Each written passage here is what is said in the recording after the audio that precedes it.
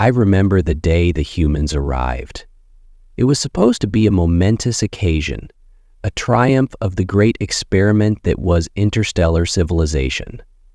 For centuries, the Galactic Council had watched their world, charting the slow but relentless march of their progress. We had seen their wars, their struggles, their boundless hunger for advancement. The humans were not the first species to reach the stars, nor would they be the last, but there was something different about them, something that made even the oldest members of the Council uneasy. It was their pace. Most species took millennia to move from primitive rocketry to interstellar travel. The humans did it in centuries. While others debated ethics and philosophy before breaching the barrier of faster-than-light travel, the humans pushed forward with brute force engineering, making mistakes and learning from them with terrifying efficiency. Their world had not been united, yet that did not stop them. They fought wars among themselves, yet those wars only fueled their ingenuity. The Council watched, fascinated and horrified, as this species, so chaotic, so self-destructive, climbed higher and higher, until, at last, their first faster-than-light vessel broke free from their home system. The Council rejoiced. This was what we had waited for, a new voice in the grand chorus of the galaxy, a new species to welcome into the fold, to teach, to share knowledge and culture with. First contact protocols were activated immediately. Messages were sent in every known language, in mathematical sequences that no intelligent species could misunderstand, in carefully crafted transmissions designed to be as non-threatening as possible. And yet, the humans said nothing. At first, we thought there was a mistake. Perhaps they had not yet perfected the technology to receive and decode interstellar transmissions. Perhaps their communication systems were not yet compatible with ours. These things happened. We waited. We sent more messages across different spectrums in their own languages: English, Mandarin, Russian, Hindi, Spanish, all the tongues of their fractured world. Still, nothing. Then we began to see them. Not their words, not their replies, but them. Their ships began appearing at the edges of known space, not in grand diplomatic arrivals, but in small, unassuming scouting vessels. They surveyed barren moons. They extracted resources from asteroids. They established colonies on lifeless rocks where no sane species would settle. And still they did not speak. The Council grew uneasy. This was not how first contact was supposed to happen. Every species before them had responded, some with curiosity, some with caution, some even with hostility. But they had responded. The humans did nothing. Were they ignoring us? Had they heard our messages and simply chosen not to respond? The very thought was unthinkable. The Council was the oldest, most powerful governing body in the known galaxy. No species had ever refused our summons. And yet, humanity did. For the first time in a millennium, the Council knew fear. We thought at first that the human silence was a delay, a hesitation before a grand diplomatic entrance. Surely they were preparing. They had to be. No species in the history of the Galactic Council had ever reached the stars and ignored the voices already there. But the silence stretched on. We intensified our efforts. Our finest linguists and xenologists re-examined our transmissions, searching for flaws in our approach. Perhaps we had overlooked some cultural nuance or linguistic barrier. We crafted new messages, more direct, more simplified, stripping away all unnecessary complexity. We sent beacons, automated drones, holographic envoys designed to simulate human forms in case they feared the unknown. Still, no answer. It wasn't just that they weren't responding. It was worse than that. They weren't acknowledging us. Their ships moved through space with terrifying efficiency, never deviating from their intended courses. Their colonies sprang up in record time, barren worlds transformed into industrial centers almost overnight. We watched in stunned disbelief as their expansion continued at a pace that defied conventional logic. Yet, no matter how close our ships came, no matter how many probes we sent, no matter how many of their colonies we visited, the result was always the same. The humans carried on as though we were not even there. This defied every precedent. Even the most hostile species had, at the very least, reacted to our presence. Some had attacked on sight, others had fled in terror, but all had reacted. The humans, they simply ignored us. It was a deeply unsettling experience. When our envoys arrived at human settlements, they were met with nothing. Not hostility, not curiosity, not even confusion. No guards were sent to intercept us. No warnings were issued. It was as if we were ghosts, unseen and unheard, walking among a people who had no interest in even acknowledging our existence. Some of our observers tried to make direct contact, stepping into their cities, waving, speaking, attempting any form of communication. The humans would walk past them, unbothered, as if they weren't even there. If our envoys stood in their path, they would simply step around them. One particularly bold envoy, a Zilari diplomat, walked directly up to a human engineer on a colony world and placed himself in the worker's way. The human looked up from his task for less than a second, moved slightly to the side, and continued working. That was the moment the fear began to set in. Were we beneath their notice? Did they perceive us as irrelevant, or was there something more terrifying at play? Something we could not understand? The Council's unity began to fracture. Some believed the humans were simply an isolationist species, unwilling to engage in politics. Others argued that they were observing us, learning, waiting for the right moment to reveal their true intentions. But there was one possibility that no one dared speak aloud. What if we weren't dealing with a new power? What if we were dealing with something far beyond power, something for whom we simply did not matter? We tried everything, every diplomatic channel, every form of communication, every desperate plea for acknowledgement. It was as if we were shouting into the void, and the void simply refused to echo back. At first, the Council maintained its composure. We were the greatest political body in the galaxy, governing 1,000 species across 1,000,000 worlds. No civilization had ever refused diplomacy before. The idea that humanity would be the first was absurd. But the weeks turned to months, and the humans continued to expand, moving deeper into the stars, taking what they needed, building what they wanted. They were not reckless, nor were they aggressive. They did not conquer or subjugate. They simply moved. System by system, moon by moon, never speaking, never slowing down. Panic began to take root.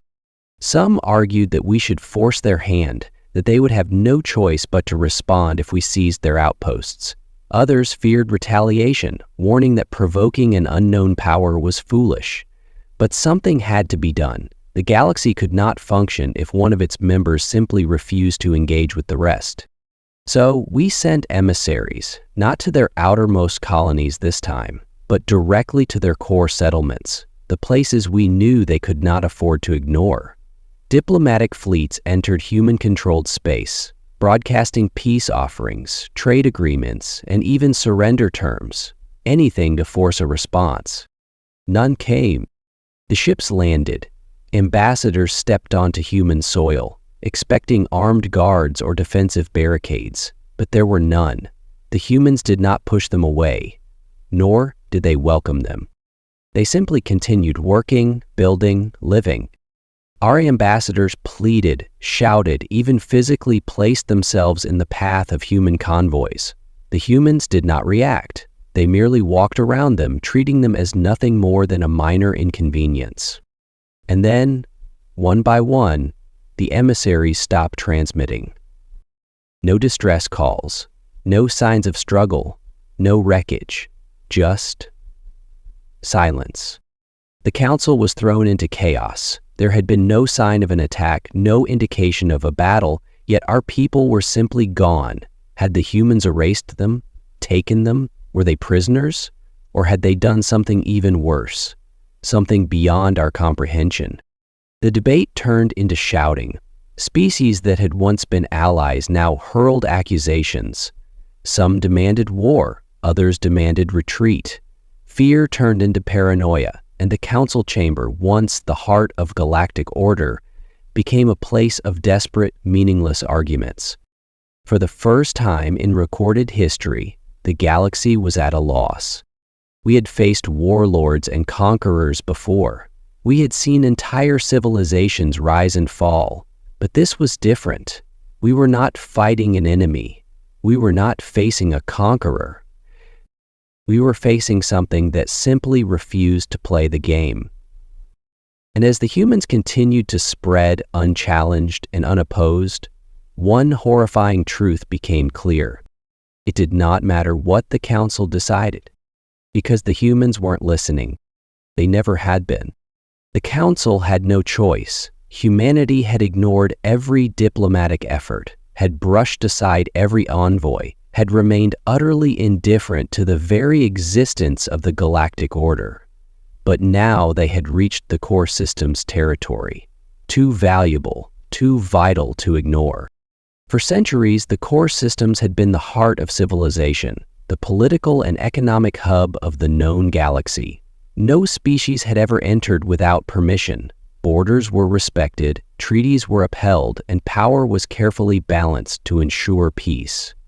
Yet as the humans advanced, they paid no mind to these carefully laid structures.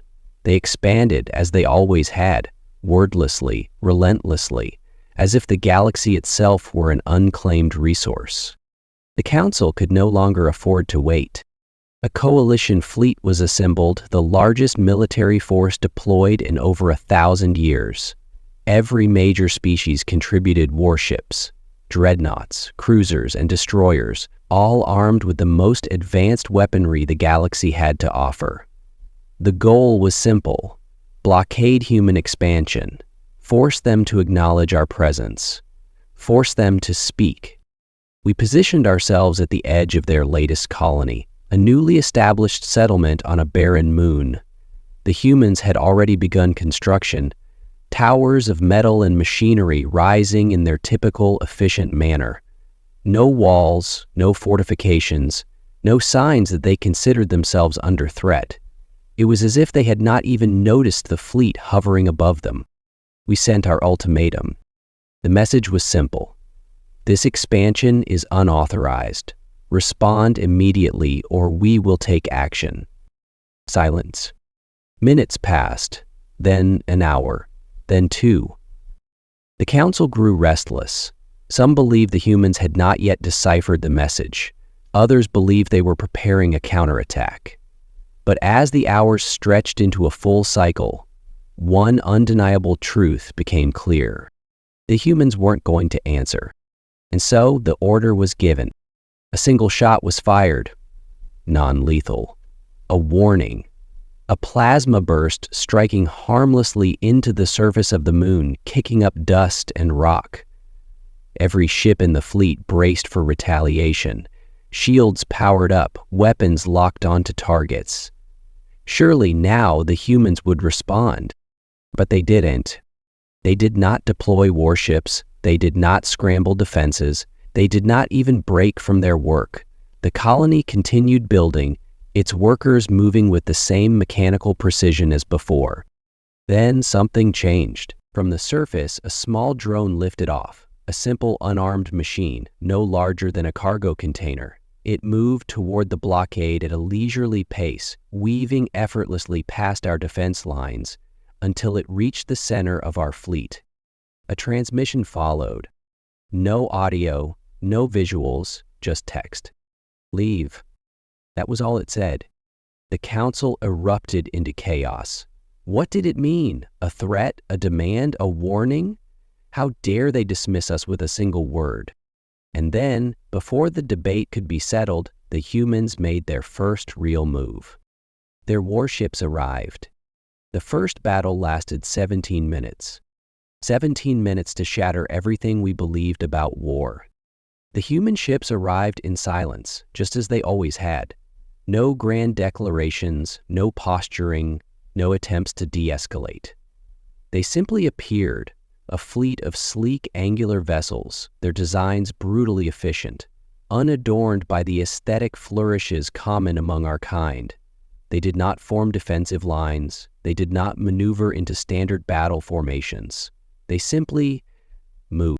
The Council fleet was ready. 1,000 years of military doctrine had prepared us for any possible engagement, except this one. We fired first, unleashing energy barrages that had torn apart fleets in past wars. Beams of plasma, antimatter missiles, gravitational disruptors, weapons of every caliber and type streaked toward the human ships in a dazzling display of destructive force. And then we watched as the humans ignored it all. Their ships moved in ways that defied conventional physics, altering their velocity and trajectory as if inertia were a suggestion rather than a law.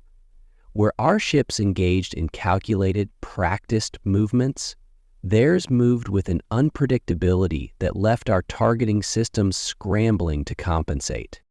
Then they returned fire.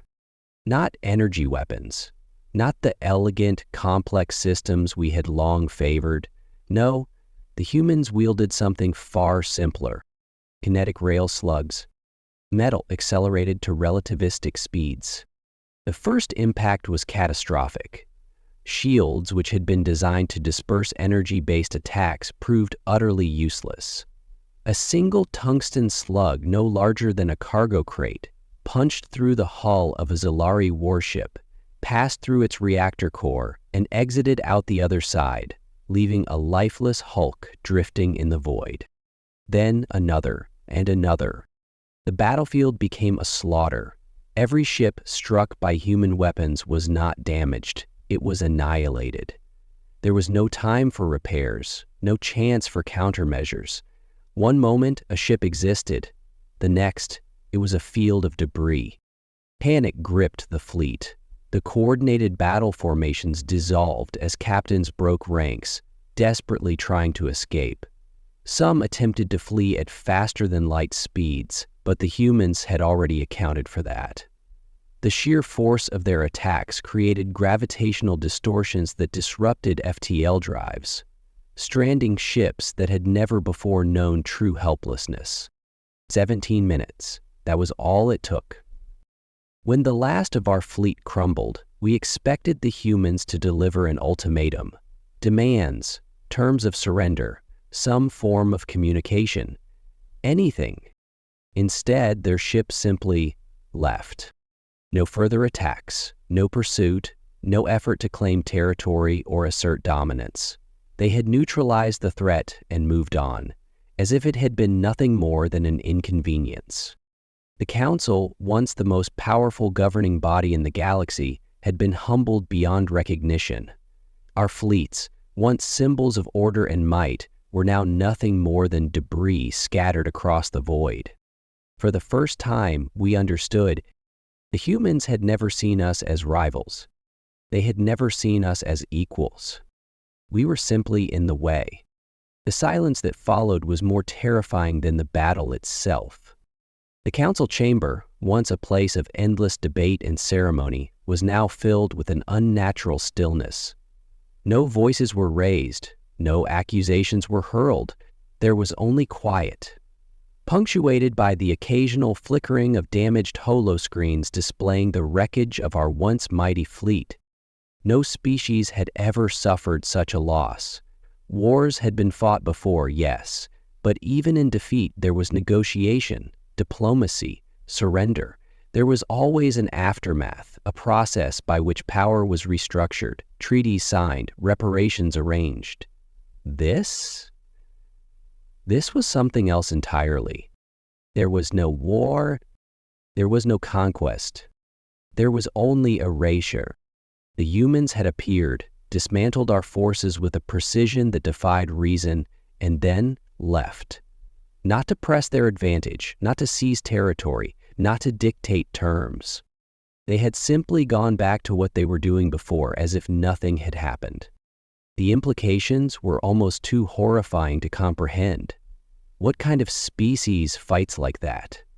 Not for power, not for dominance, not even for survival, just as an instinctual reaction to an obstacle. It became clear then we were never a threat to them. The fleet we had assembled, the pride of 1,000 civilizations, had not been an enemy to defeat. It had been an annoyance, an inconvenience, an obstruction to be removed as efficiently as possible. The true horror of it all was that they still had not spoken to us. No declaration of war, no response to our envoys, no interest in politics, alliances, or negotiation. We had fought against a civilization that had refused to acknowledge our existence. And in doing so, we had revealed our weakness. The Council fractured in ways we had never seen before. The old power structures no longer meant anything. Some species advocated surrender, though we had no idea how to surrender. The humans had never given us an opening to do so. Others wanted revenge, but with what? Our greatest fleet had been reduced to debris in under 20 minutes? What hope did we have against an enemy that fought with the cold, effortless efficiency of an extinction event? A few even suggested the unthinkable, that we should abandon the core systems entirely and retreat to the outer rim, that perhaps the only path to survival was to stay as far away from humanity as possible and hope they never turned their attention toward us again. But there was no way to know if that would work, because no one knew what the humans wanted. Did they have a grand design? Were they expanding with purpose? Or were they simply moving forward because that was what they did? We had spent centuries believing that civilization was built upon diplomacy, negotiation, and cooperation. The humans had shattered that illusion without even trying. And now we stood on the edge of a terrifying realization. Perhaps humanity did understand diplomacy. They just didn't see the point. The Council was crumbling, not in the dramatic way history so often recorded. No great battles, no revolutions, no assassinations. Instead, it was something far worse. Irrelevant. For thousands of years, we had believed ourselves the architects of order, the arbiters of civilization. We had thought the galaxy was ours to guide, that progress itself required our oversight. Laws had been written, treaties signed, borders drawn and redrawn, all under the assumption that power flowed through us. And yet the humans had proven without a single spoken word that we did not matter. Their expansion continued system by system, world by world, not through conquest, not through diplomacy, simply through movement. They did not recognize our borders because to them there were no borders. They did not seek our approval because to them there was no authority greater than their own will to push forward. We tried once more to engage them. We sent ships, not war fleets this time, but vessels carrying ambassadors from every species. Envoys of peace, representatives of governments that now teetered on the brink of collapse. The humans did not stop them. They did not acknowledge them. Our envoys walked among their cities, spoke their words, waved their banners, pleaded for recognition. But the humans never reacted, never turned their heads, never slowed their work. One of our greatest scholars, a Vorthan historian named Alix, proposed a final, desperate theory. What if they do not see us as equals? What if, to them, we are as insects are to us? It was unthinkable. Every species that had reached the stars had done so through some form of cooperation. Even our most warlike members had engaged in diplomacy when necessary. No civilization could function without recognizing others of its kind. And yet, the humans had. We had watched them fight wars among themselves, yes, but that was before they had reached the stars. And since they had begun expanding, we had seen no signs of internal strife. No political factions, No civil wars, no ideological divides. They moved as one, not in perfect unison, not like a hive mind, but with a singular certainty of purpose. A purpose we did not understand, a purpose we were terrified to learn. In the end, the Council did what no ruling body in history had ever done before. We dissolved. Not officially. There was no grand declaration, no final meeting, no signed document marking the end of the Great Galactic Council. One by one, species withdrew. Some went into hiding, vanishing into the dark, distant edges of the galaxy, hoping that if they made themselves small enough, the humans would never look their way. Others abandoned diplomacy entirely, becoming isolationists, retreating to their homeworlds and shutting the doors forever. And some, the most desperate, did something even worse. They followed the humans, not as conquerors, not as diplomats, but as shadows, mimicking their ways, hoping to understand them, hoping to matter to them. But the humans never looked back. They only moved forward.